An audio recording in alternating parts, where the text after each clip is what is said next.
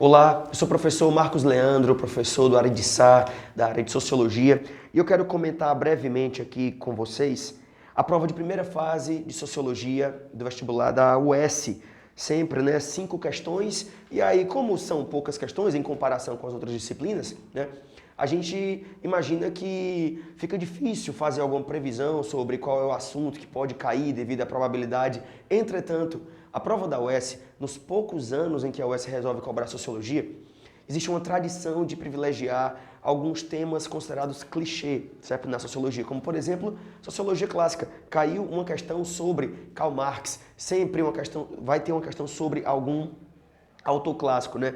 Em outros vestibulares, muitas questões sobre Durkheim, sobre Engels, sobre Auguste Comte, sobre Max Weber. Aqui no caso foi uma questão sobre Karl Marx, né? E tentando fazer um paralelismo entre um trecho do Manifesto do Partido Comunista de 1848 e questões contemporâneas, como por exemplo o capitalismo global contemporâneo, né? Mas também temas como movimentos sociais. A primeira questão era sobre movimento social e as distintas formas e os distintos interesses dos movimentos sociais, né?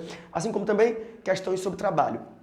Sempre o trabalho aparece. Seja trabalho na perspectiva de algum autor clássico, sempre também costuma cair questões sobre precarização do trabalho. No caso, caiu uma questão sobre como que o trabalho pode ser alterado em função ou em razão de uma nova tecnologia. Sobre aquela coisa de a tecnologia melhorar muito rapidamente, avançar muito rapidamente, entretanto, o mercado não é capaz de absorver com a mesma rapidez a mão de obra que ficou sem trabalho por causa da nova tecnologia, né? Caiu uma questão sobre isso.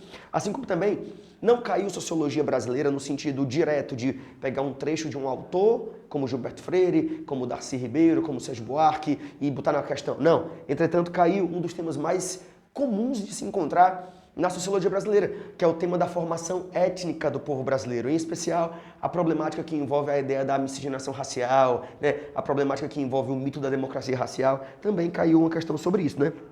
E também questão sobre problemas estruturais, problema sobre a questão da desigualdade social. A última questão foi sobre isso, né? E como que há setores sociais que são historicamente desprestigiados. No caso, uma questão que mostrava como que era difícil a situação historicamente para a mulher negra no Brasil. Também caiu uma questão sobre isso. Então, foi uma prova sem muitas surpresas, uma prova que, mais uma vez, obedeceu um padrão privilegiando sociologia clássica, sociologia brasileira, trabalho, problemas sociais contemporâneos e movimentos sociais, tá bom? Muito obrigado pela sua atenção, boa sorte, vai dar tudo certo.